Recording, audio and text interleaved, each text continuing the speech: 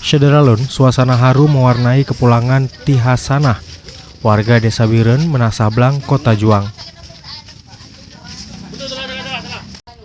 Sebelumnya, ia merupakan tenaga kerja wanita yang menjadi juru masak di sebuah komplek perumahan di kawasan Puchong, Selangor, Malaysia.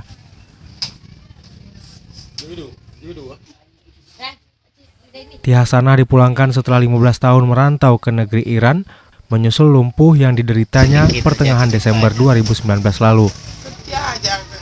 Kerja saja.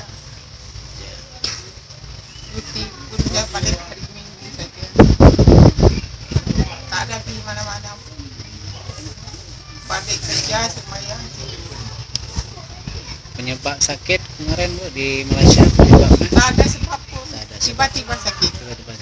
Jam 2 malam. Dah tangan lagi kita darah 200/100. Meski tak bisa berjalan, Ti Hasanah saat ini masih bisa duduk maupun menggerakkan tangannya. Dari Biren, Ferizal Hasan, Serambi On TV.